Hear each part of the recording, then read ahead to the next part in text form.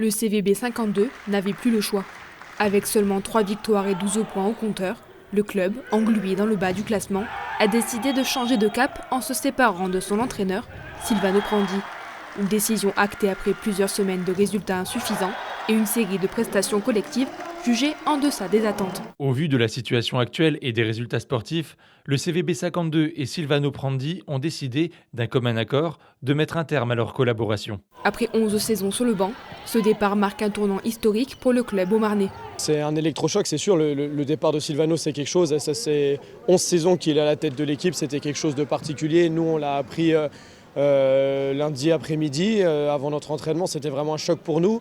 Donc, on en a discuté avec Ivan. Je me suis dit, voilà, c'est des circonstances vraiment particulières. On n'a pas eu le temps vraiment de préparer le match. On était tous un peu sous le choc de la nouvelle, etc. Un peu de la bombe au sein du volley qui est arrivé. Mais voilà, on a pris le match par le bon bout. On ne s'est pas trop préoccupé de l'aspect technique, tactique, etc. On a juste voulu mettre les bons ingrédients en termes d'énergie, d'agressivité et d'envie. L'objectif des playoffs s'est éloigné, laissant place à une priorité unique, le maintien.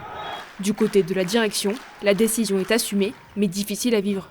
Silvano, même absent ce soir, avait raison dans son choix et sa posture. L'électrochoc a fonctionné, espérons que ça soit pérenne aussi, puisque l'objectif, c'est quand même de remonter au classement. Mais voilà, c'est un peu particulier, une victoire avec un goût un peu spécial. La dernière défaite face à Saint-Nazaire a servi de déclencheur. Pour l'instant, l'entraîneur adjoint Yvan Pérez assure l'intérim dans l'attente d'une nouvelle décision.